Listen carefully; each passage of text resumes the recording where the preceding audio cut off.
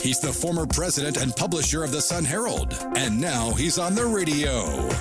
Welcome to Coast Vue with Ricky Mathews on SuperTalk Mississippi Gulf Coast 103.1. I hope you're having a great day. Welcome to the Coast Vue, the show that celebrates the men and women who are making coastal Mississippi a great place to live, work, and play. Today, we're having a Coast Vue session with Bill Holmes Sr. Good morning, Bill. Good morning, Ricky. How are you doing today? Welcome to the studio, man. Thank you for having me. It's great to have you here. I've been really looking forward to this because you're a leader in the community. Your history here is so rich as it relates to the Coast Coliseum and what you've done there. You're a Coast character. You have so many stories to tell. People know you in so many different forms. And here's the most interesting thing about you, that you've been so active in the community, it's almost impossible. It would take the rest of the hour to just list out what you've been involved in and the accolades you've gotten along the way. But you were the executive director of the Coast Coliseum from 1985 to 2015, but you're actually with the Coliseum since 1977. You have been unbelievably active in the community, and I look forward to sharing with people why that was always such a strong part of what you believed as you went forward. And as I mentioned, you're a cherished Coast character. So where do we start? You've seen some stuff over the years, haven't you, Bill? Oh, yeah. I've seen a lot of great stuff, and I guess I can tell now, Now, I consider myself a Coast dinosaur because I walk around and there's still a lot of people that know you, but there's a lot of people that don't. As time goes on, I've been away from the Coliseum 5 years this summer. Well, I look forward in this conversation to sharing the evolution of the Coliseum. And we'll do that in the second segment. And also, the Katrina aftermath. Well, you were actually there during the Katrina. Absolutely. And you took, we had this picture that he took. That was the water that was coming in. And you can see it looked like a major sea. Yeah, it was an amazing experience, and we're going to talk about that in the aftermath. But you got to see some incredible characters along the way, and these celebrities that came to the Coliseum. What's a story that really sticks out to you? Well, there's really a lot of stories. When I was leaving the Coliseum, I was talking about like Lawrence Welk and Red Skelton, and my staff. Who's Red Skelton? Who's Lawrence Welk? None of them knew but Matt, my assistant, So, but the biggest story, the best story, I think, involves one of our local residents, Fred Hayes. Yeah. And Fred Hayes was the astronaut on Apollo 13. They did the movie and stuff like that. And I got to know Fred from the Infinity being on the board there.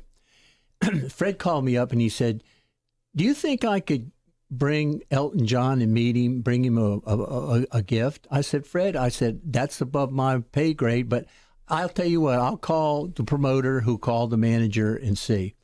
Well, it wasn't but 2 or 3 days later, and they said Elton John would love to meet Fred Hayes.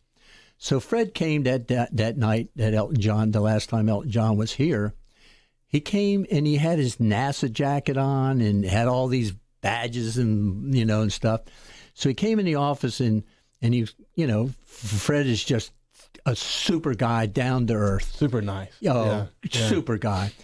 He said, "Bill," he said, "I brought 2 gifts." I said, "What'd you bring, Fred?" He says, "Well, I got this shearwater pottery from Ocean Springs. And then I got a bobblehead of me." And he said, "I'm kind of concerned about the bobblehead because I don't know if he'd like the bobblehead." I said, "Fred, it's coming from you. I mean, you are a superhuman being." Yeah, the ultimate rocket man. Oh, that's where this is going. And you asked me the best story. I have a lot of stories to tell as we go through, but this one.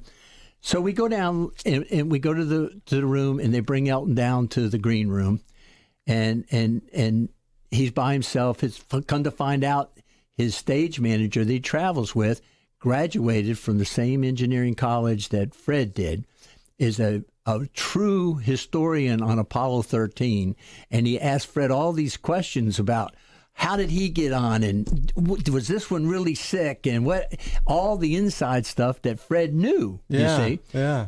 So they hit it off. Well, Elton was enamored by Apollo 13 story too. So he was honored that Fred was there.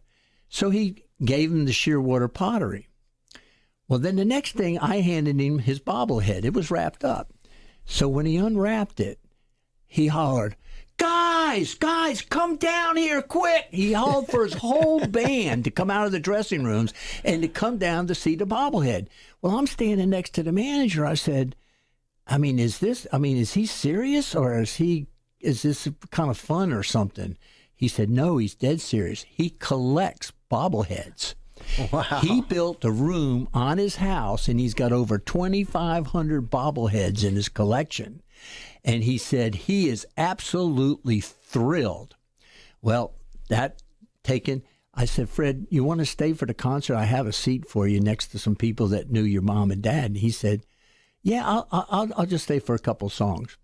Well, when Elton was on the stage, he said, this next song, he stopped. This next song I'm going to dedicate to my newest friend and astronaut, Fred Hayes. And he played Rocket Man. Oh, wow. If that didn't give you chills. They put the lights on Fred. It was phenomenal. To make things happen like that just makes your heart and your soul feel so wonderful that you made that happen for him, because he made a lot happen for all of us. It makes me think of the time when Richard Nixon met Elvis Presley. There are these moments. The thought of Elton John and Fred Hayes meeting each other at the Coliseum, and both of them being sort of these, they're both famous, mm-hmm. but both of them being these sort of down to earth guys that just truly flabbergasted about meeting the other one. Isn't that cool? Oh, but can I tell you, Ricky? Listen, and people should know this. Those entertainers on that stage, they're there to please the people, the majority of them. Mm-hmm. And you would see them backstage, and they're prancing up and down. They're thinking. They're kind of getting zoned.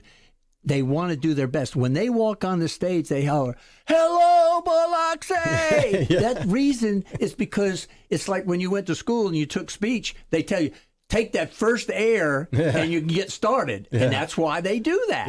Yeah. So you met some fascinating people along the way, didn't you? Oh. What's another one that stands out? Well, there's so many, and we can get into them, but Dolly Parton, the Humane Society in Gulfport called me up and said, "You think Dolly Parton would cut a TV spot for us?" I said, "Well, the only thing we can do is we can ask." So we called up, and the manager said she agreed to do it. Well, she got there that day, and she went into the conference room, and she was all dressed up and everything, and you know how well Dolly looks. Yeah. And they brought the dog in the carrying case. I said, "Did you clean the dog?" They said, "Yeah, we shampooed him up really good. He looks good." He was a mongrel. Yeah. And she got that dog and she held him out like this. She says, "You boys know why I'm holding him out here, don't you?" And she cut, and they had the words on the cue card and everything, and she cut the spot. These people are down to earth. They're human. They're on the road constantly, and these little things really mean something to them. You told me the story once where Brett Favre was trying to throw a ball real hard and had a game coming up the next weekend. Tell me about that. Well, his dad was the coach of our indoor football league. We had indoor football, and that's a whole bunch of stories there. Brett would come to the building often, The first time I met Brett Favre, that was funny. He came through the back door of the arena, and he was supposed to do a sport car show. Now, this is sports cars. And he had just got drafted by Atlanta. This country boy, I didn't know who he was. He come with a straw. He had a straw in his mouth, flip-flops. He has probably a size 11, 12 shoe, flip-flops, cut-off jeans and whatever. And he come to the front door. He said, "Hey, you know where that sports show is?" I said, "Yes, sir. It's right over there." Not knowing that he would be some superhero, meaning so much to so many people. Yeah. But his dad took over the indoor football league, and he would come and he would do some entertainment during halftime. Well, they have white footballs, so I told Brett, because I got to know him, and I said, "Brett, can you can't hit that wall up there on the second level in the balcony." He says, "I can hit that." I said, "Brett, that's a long way up there." So he gets on the floor and he chucks that ball as hard as he can throw, and he can't hit it. So he's trying it again. Well, he come off. He says, "Man, I think my arm's a little sore, his shoulder and everything." I said, "Oh God!" And he played Sunday. They lost that game, and so you learn stuff like that. I mean, we've had so many sports stars there, so many politicians and stuff like that, and behind the scenes stories were just unreal. You didn't want to tell them because they're real life stories, Right. So what we're going to do, we're coming up near the break. I want to hear some more stories. I know our guests and our listeners want to hear it as well. I want to talk a little bit about the history of the Coliseum. It got started, and then was Charlie Pride the first concert there? A lot of people say, wasn't Elvis Presley supposed to be there? And I'll tell you about that. Yeah, I was actually at that concert, and it was a big, big day for coastal Mississippi. And then, it continued to grow, and conventions became a big part of it, and then Katrina hit, and there's so much to talk about, Bill. We'll be back after this break with Bill Holmes Sr., who was formerly with the Mississippi Coast Coliseum and Convention Center, and a huge, huge community servant. Back after this break.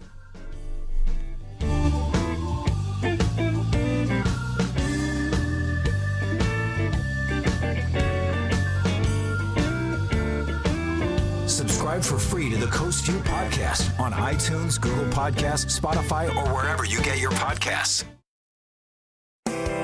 This is Coast View with Ricky Mathews on SuperTalk Mississippi Gulf Coast 103.1. Welcome back. We've got Bill Holmes Sr. here with us, and we're talking about the early days of the Mississippi Coast Coliseum, some cool stories of things that happened along the way.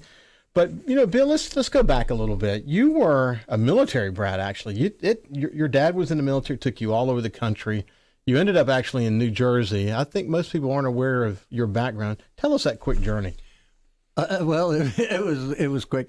I lost my mom when I was 11. Mm-hmm. We lived in Newport, Rhode Island, and then because my dad was in the Navy Fleet, so then we moved down to Portsmouth, Virginia.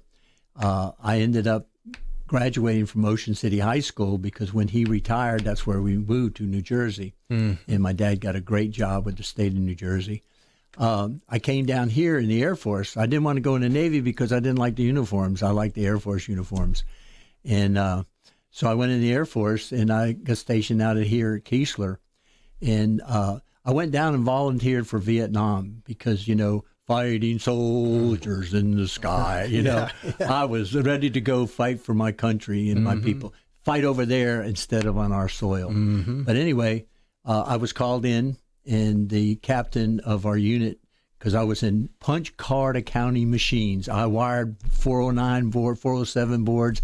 I did all the sorting. We worked at night. He said, I got good news and I got bad news. He said, you got orders for Hickam Air Force Base. Why? Because they don't have this equipment in Vietnam. He said, but I tell you what. I said, well, is that good news or is that bad news? He says, that's good news. You're going to stay with us. I said, what do you mean? She says, he says, I'm canceling the orders. I said, what do you cancel my orders for? Because you're not going to Vietnam like you wanted. We need you here. We're going to put you on the third shift. We're going to open up. Mm-hmm. And that's where I was. I married a local girl when I was going to school. When I got out of the service, I went to Jeff Davis. I graduated there in 2 years, and then I commuted to Southern Mississippi, USM, and I took some night courses down here. It was, it was like all your life, people, you're afraid to do things. You got to just go do it. Mm-hmm. Enroll in school. Don't talk about it. If you want to get married and you want to have children, do it. It works out. Yeah. And that's all my life. Mm. When we did the referendums and the Coliseum, and I don't want to get off of that, it's like jumping out of an airplane. You got a parachute, just jump. And once you jump, you can't get back in that plane. You're on your way. And you know what? That's been my motto all the time. Work hard. There's a lot of negative, but you always find positive in the negative, and you continue to go on. I came down here. Like I say, I got married. There's a job that opened up in New Jersey, assistant business manager, institutions and agencies. My dad was up there working with the state. So it was a brand new job. And the first day I was at Ancora Psychiatric Hospital, and they were taking me around, showing me everything, getting me ready to do this new job. And we go into lunch, and I hear somebody behind the big hedges, and they're talking. I said, "Who is that?" They said, "Oh, that's Manuel. Every day he comes out in the morning, and he starts talking to the wall, and we get him at 5 o'clock and put him back in the room, and he talks to the wall all day long." I said, "Boy, this is something." And so I got to see a lot of different sides of society. Mm-hmm. And you know what? It's all about human beings. It's about people that need help, people that are helping other people. It's a wonderful world. So what brought you to the Coliseum in 1977? Well, I was trying to get back because my in-laws were sick. And I was trying to get back. I had a great job in New Jersey. I was on my way to, they say, good things. And she told me, she says, "All right, we've been up here for 5 years. Now, I'm going home with the kids, and you can come with me and send me half your money. Or you can go with me." I said, "Well, let me see if I can't find a job." Ingalls said, "Hey, we got 4 or 5 jobs open for you." So I came down. And I went over to Ingalls, and they on a freeze. I said, "Oh, my goodness." So I had a professional job seeker down here, Hunter, and she said, "There's a job opening at the Coliseum for at that time it was called comptroller. Now they got sophisticated. My comptroller, about 10 years before I left, said, "I want to change my title." I said, "You can be anything you want, just don't change your job." Mm-hmm. So I want to be chief financial officer. I said, "Not a problem." A lot of my girls, my administrative assistant is called today the executive administrative assistant. She did not want to be called a secretary. Yeah. Not a problem. Just do your job. Yeah, yeah. And that's how I got back. I got it through this agency, and I paid them a fee. And 6 months later, this is a good story. We had the assistant manager of a West Virginia facility that Gene Lambert, who was the director at the time, selected to come down. It was a shoo-in.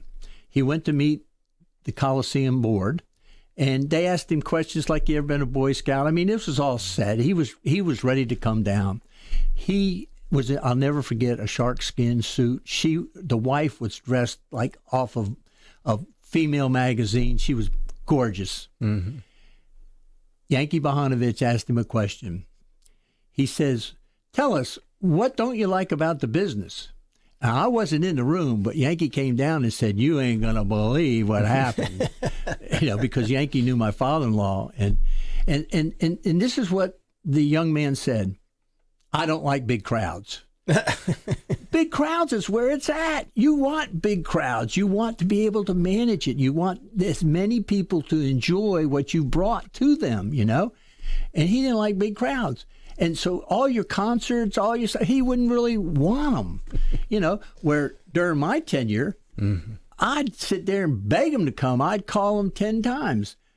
That's how we got 2 Eagle dates back to back. So what was the most successful concert ever in your tenure? Gosh, there were so many. The biggest gate at one time was Pavarotti. Yeah. Pavarotti came in, and I'll never forget. I was in the lobby of the door, and there was 4 guys that came in. And I could hear, I was kind of monitoring everything. Matt settles the shows for me, Matt McDonald, who's now the director. And so I would be walking around just to make sure everything's good. And I hear these 4 guys telling the ticket taker, "I don't know why we come into Biloxi, Mississippi. You should have been in New Orleans where we are." So I called them over and I said, "You know why you're here?" He said, "Why do you think we're here? We're here to see Pavarotti." I said, "No, because this got better acoustics than you have in New Orleans. That's why he's here." But the thing was, I became friends with Pavarotti's manager, and when he came over, friendships, connections always work for you. Mm-hmm. You need to make as many, and you need to be true. And I was. They knew if I told you we were going to do a certain thing. Let's see, it was the Grand Casino. They booked the show. I got them connected. They booked the show. They backed it. They gave Pavarotti a flat. Well, because, we're in Biloxi, Mississippi. Who's going to pay $400 or $500 for a seat in the front 2-3 rows, He sold out. We had to put platforms on a hydraulic forklift and to lift him up on the stage. We had to build dressing rooms and bathrooms on the stage. All this stuff was pre-ordered because he was so big, and he came out just like Elvis Presley with those scarves, and he'd drop them down in the front row. Everybody's, why can't we get a scarf, They didn't know, but his girlfriend was right there on the front row. And he was So singing to her. did that surprise you that it did as well as it did?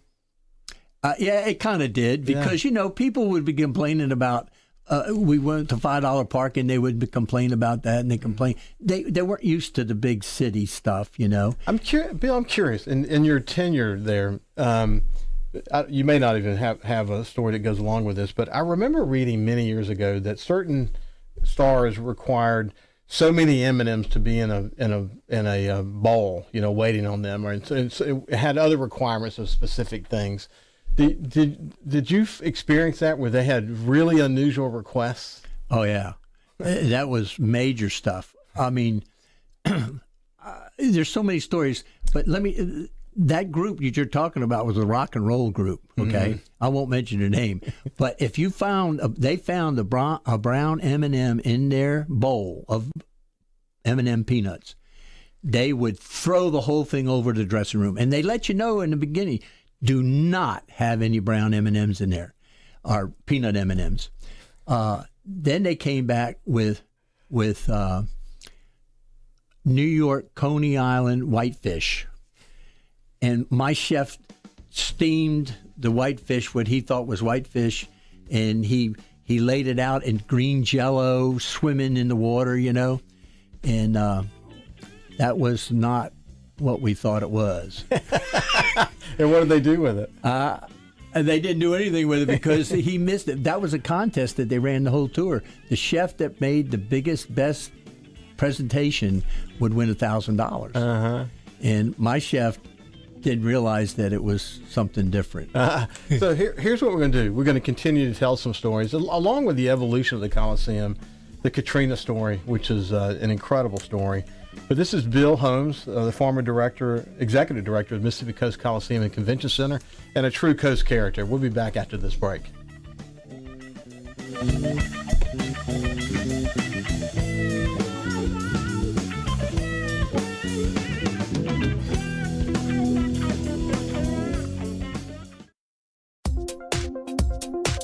He's the former president and publisher of the Sun Herald, and now he's on the radio. Welcome to Coast Vue with Ricky Mathews on SuperTalk Mississippi Gulf Coast 103.1. Welcome back to Coast Vue, and we're here spending time with Bill Holmes Sr. What a wonderful Coast character he is. He's contributed in so many ways to building a great coastal Mississippi. But let's talk about Katrina. Katrina hits the Coliseum. You have something, a conversation you had with Jim Cantori before the storm hit. Tell us about that. Well, Jim Cantori came to the building, and I went out to meet him and stuff like that, and he was broadcasting live from the building, and he wanted to know if he could stay with us. I said, we're going to be through tonight. Just remember, I can't have you going out on the second level where we're going to be because the winds are supposed to be huge, and we're supposed to get water. And he said, we're going to get a lot of water. And look, there was these ladies that were coming up, and Jim got down on the ground. He was doing push-ups, and this is Jim Cantori live from the Mississippi Coast Coliseum. I said, boy, I love that thing. But it was theatrics. I said, did you get a degree in theatrics, And I'll never forget that. And then he says, the last thing he said to me, because he was leaving the grounds, the director of the Naval Home called him and said, look, they'll probably lose power. We have generators, so we got plenty to eat, good beds. And see, I could only offer him sleeping on the floor if he had mats or whatever, because we had nothing. Yeah. You know, we were a shelter of last resort. I always was at the Coliseum to take people in if the shelters filled up or whatever. And this was supposed to be really bad, so we hunkered down and we were ready. But as far as being a shelter, we ended up with almost 100 people that had nowhere to go, and the water was moving in. Mm-hmm. And as you can see by that picture, it 6 foot of water throughout the building. And you talk about, they came inside the building. There was cars that were just going around, and I mean, oh yeah, there was cars floating outside the building, knocking up against the doors from these, that was parked out in the parking lot. We had offered Jim Cantori to park his stuff up on the ramp where our vehicles were, so we could try to save them, not knowing that we'd get 6 foot there. Everything 6 foot and down. So all your chillers, all your transformers, all your electrical gear, all your door jams, your metal doors, all have to be replaced. Mm-hmm. I tell you, Ricky, I looked out there. They had a Christian concert out on a flatbed out in the parking lot because they wanted to bring some normalcy to the people. And the religious groups that came in, the volunteers, were phenomenal. Mm-hmm. The National Guards from the different states, the Florida Search and Rescue were at our property the day of. The one thing I needed to do is try to help as much as I could.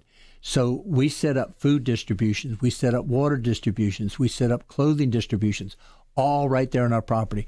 Come, please. Just, we had people come in taking a lot of stuff at first, and they would take it down and try to sell it to some of the people. Yeah. We stopped that, But I got to tell you, you have to take care of your people, and that's the one thing that I wanted. But at that Christian concert, it was late at night, and they had the generator lights and stuff. I looked over the Coliseum, and it was dark, and I cried. Mm-hmm. I cried. I got to bring my baby back. She's got to dance. Mm-hmm. She's got to sing. Mm-hmm. The people need this. Remind me how long it took to get the doors back open. It took us almost a year. Mm-hmm. We actually opened up the concert. We didn't have the windows in yet. So we put tarps that they brought in from a major city, basketball players and stuff that hang from these buildings. Yeah. And we cut the tarps and put them over where the windows would be. And that's how we got started. And Matt McDonald was at a convention, and he was on a panel. And he told him, he said, we're getting ready to open. In our first concert, we're going to flip the tarps up and open the tarps. and have an open air pavilion. Yeah, and that's what we did, you know. And we've had presidents there. We've had United Nations people there.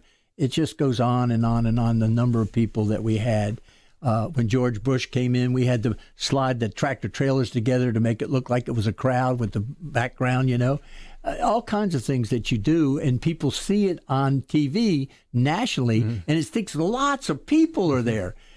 So there was another bold decision that was made along the way. After Katrina, the decision was made to go forward with building the convention space. One of the most important decisions you guys made after the storm, wasn't it? Yeah. Well, actually, the referendum had passed. Yeah. We finally got it to pass. And after the storm, of course, the money to renovate, because some of that was renovation, $68 million bond referendum, the Board of Supervisors passed, and we took it to vote, and it passed. That's a whole nother story. But we did get it passed. And what you were looking at is all this renovation, all this destruction, and then the expansion of the convention center. There were so many things that the money, $68 million, was going to do. We didn't have enough money. But I can tell you, working with FEMA, MEMA, getting grants, and having FEMA, MEMA stationed in your building, you can do a lot, because then you get friends with the directors, and they helped you find the money. They helped you write the job descriptions and stuff like that you had to do. We ended up getting another $53 million on top of the 65. We went $118 million in expansion and restoration. All the seats you sit in, brand new. Carpet, brand new. Wallpaper, brand new. Sliding walls, everything brand new. And the convention center is doing so well. The whole place is. I'm so proud of them. They're doing a great job. That's such a great story. Bill, you've always been so committed to the community. Where did that come from? I grew up, as I said, a military family. So you weren't very wealthy or whatever, and you learned to appreciate a lot of things that a lot of people don't. If they, Mom, Dad, I need this pair of pants. I need these shoes. I had to get a paper route. I had to collect eggs. I had to babysit. I had to cut grass. If I wanted something, it wasn't that my mom and dad wouldn't. Well, it was basically my dad because I lost my mom when I was 11. But you had to work for those things, and you worked hard, and you appreciated everything that you had. Mm-hmm. And I find that people that come up that way are parents that kind of restrict that. I have 3 boys and a girl. All 3 boys are doing extremely well, and my daughter too. And guess what? I didn't let them win when we played games. I didn't let them get what they wanted every time. I made them work, you know. And today they understand competition. Mm-hmm. They understand that you have to compete every day and you have to be ready. So what you've done, though, you know, so in so many different ways, you've always been involved in organizations that fill gaps in the community, you know, and so, you know, again, there's so many to list. We'd never be able to list them all, but you've always been committed to raising funds for needy organizations. Anything, even if it was a fun effort that you were involved with, there was always some kind of comeback to the community in terms of some kind of fun. It was, and you, like you say, there's so many stories, but let me tell you a really good story real quick. Mm-hmm. St. Jude Dream Home. Mm-hmm. They contacted me to be a co-chair. I said, a co-chair? I said, okay. I mean, I'd share it with somebody. Who am I sharing with? Sean Payton, the coach of the New Orleans Saints. Mm-hmm. I said, well, that's a pretty good guy to share it with. I get to meet him too, right? And they said, yeah. Well, anyway, it's over at Joe Canizaro's place at what do we call Traditions? It? Traditions. Yeah. I'm going to say Traditions. Yeah. So I pull up. And the guard's there. He says, sir, you have to park over here. I said, well, I'm a co-chairman. I said, shouldn't I park over there? And they said, who are you? I said, I'm Bill Holmes. They said, we don't have you on the list. And then Sean is flying in with his helicopter on the property next to where we're supposed to speak. So he calls somebody up on the radio, and he said, yeah, Bill Holmes is the co-chair. Let him park over there with the VIPs. Mm-hmm. So I went in there, you know.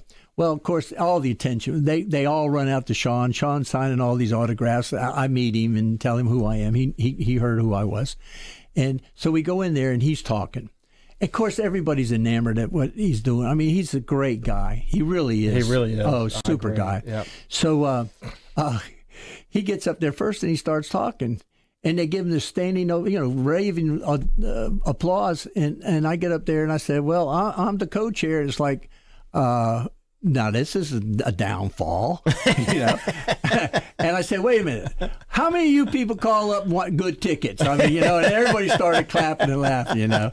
But we raised $1.4 million that year. Mm. Now, Sean had to do a lot of playing football and stuff, so I had to take on a lot of speaking engagements and go out and cut. We both cut spots that day, mm-hmm. and it was a real honor to be there. Mm-hmm. Actually, Ticketmaster had me on the plane with the New Orleans Saints the year that they won the Super Bowl, and that was that's a whole nother story. But, that sounds like so much fun. But I think about things like the Ship Island Rendezvous as we're getting toward the end of this segment. What a lot of fun that was. What a success. And I know y'all incurred a tremendous amount of risk. We had started so many things, but you want to talk about that now or after the break? No, we're going to come back after the break. All so right. This is Bill Holmes, the former executive director of Mississippi Coast Coliseum and Convention Center, and a true Coast character. It's been a lot of fun talking to you, Bill. We'll be back after this break.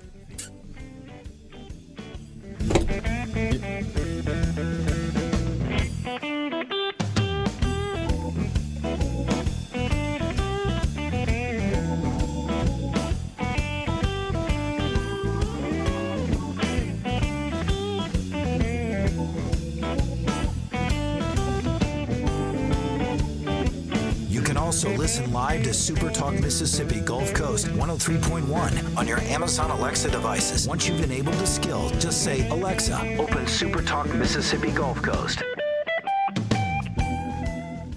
This is Coast View with Ricky Mathews on SuperTalk Mississippi Gulf Coast 103.1. Welcome back. We've got Bill Holmes Sr. here, formerly with the Coast Coliseum and Convention Center. And we were talking about his community work, which has been unbelievable. The list, again, is too long to even talk here. But, Bill, what all did you start? I mean, we were mentioning the Ship Island Rendezvous, but what are some of the other major things that you started? Well, I tell you what, we can go to the Ship Island Rendezvous. We ended up with 1,350 boats and 17,000 attendees, which the Coast Guard estimated with their helicopters and their boats and stuff like that. Mm-hmm. That's how big that got. Woo. It was the largest rendezvous in the Gulf of Mexico to date. My goodness. It got so big, we just got tired. There's it was a job. It's a lot of liability. Yeah, right. You know, you have to buy insurance, but you'll never buy enough insurance if somebody were to get hurt. Yeah. And always concerned about people getting hurt. Right. And then the Crawfish Festival? That started as the Elks Crawfish Festival. They stopped doing it when the casinos came because they were offering free crawfish and free entertainment and stuff like that. So I waited 2 years, and I told them, I said, hey, because I was a member of the Elks, part of that foundation with Rusty Dave and Clell Rossetti. And then we started the summer fair. Mm-hmm. We started the Crawfish Festival. It's grown to be huge. Mm-hmm. It just goes on and on. We did the Beach Kings. We did that was our indoor soccer people. We did the Sea Wolves, mm-hmm. which was East Coast Hockey League. By the way, the indoor soccer was one of my favorite. That was such a fun time. I love that too. It was such a fun time. It was, but the league was wavering, and ours was growing, and the other components, the other teams had were such faltering. good characters. They played great soccer. And the music was constant. It was so much fun. But you kept bringing all these things in, the bandits afterwards, and then of course the surge, and so all you had to do, like I told you before earlier, Ricky, jump out that plane and go get it. Yeah. People are waiting for the invitation, and that's what it takes. Every one of these things we went to go get, mm-hmm. and as a team. Yeah. I had a great team at the Coliseum. I was blessed. I brought in great people, and to this day, some of them are running facilities all over the country. Wow. And that's a testament to leadership. So you have a lot of Barnum and Bailey in you, don't you? They call me PT. and Matt McDonald calls me King of the Little People because I always take the side of the little people. Yeah. I love people. Yeah, I know you do, man. Yeah. You've always been one of the most vivacious personalities I've ever met, and people are getting the chance to see that today. But you've always given credit to the people who are around you. Yeah. I'm in 2 Hall of Fames. I'm in the State Hall of Fame and in my College Hall of Fame. I didn't get into those Hall of Fames because I didn't do stuff.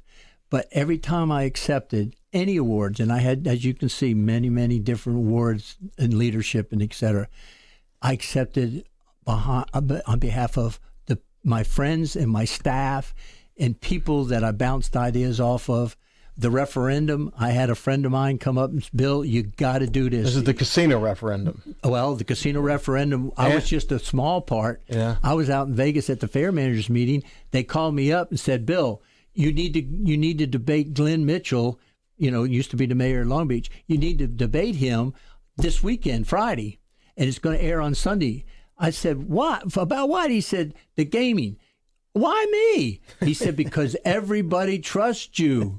He says, you know what to do. I said, well, send me some information. They sent me over 100 pages, faxed me out. I had to sit down at night and just yellow line and go over and over because I knew jobs are important. And the casino has proved itself time and time and time again. We would never have what we have today if it weren't for them and the military and so many other pieces of business. We do need more manufacturing jobs here on the coast, and hopefully one day we'll be able to get there. Hey, do you think we'll ever get a hotel with the Coliseum? That's going to be hard. I understand from Matt that one deal that they had announced that he was going to build, and they started all this thing, and then all of a sudden I understand his wife became ill and he's dropped out. Matt thinks he has another one. I was trying to get 400 to 500 rooms. They're down to 150. I hope they do. It's very badly needed. And so, but that's a whole nother story. You know, I knocked out a neighborhood, bought all their homes and everything, converted that into parking lot. And Ricky, the story just goes on and on and on. But you know what life is about? It's about family. It's about friends. It's about God. Yeah. And if you've got those three behind you, you can conquer the world. So I agree, and you show that in everything that you do. So as we're winding down now, Bill, but you're in the consulting business now. You retired, but you didn't stop. You just kept going. No, because after 2 months, I still had a lot of fire in the belly, still do today. Yeah. So my son asked me to come. Bill Holmes Jr. has Holmes Motors. He said, "Dad, come and help me." And yesterday, as a company, we moved a lot of cars. It's phenomenal. It even shook him up. He's in Atlanta, and he said, "How many did y'all move yesterday?" Yeah. And so how many were there?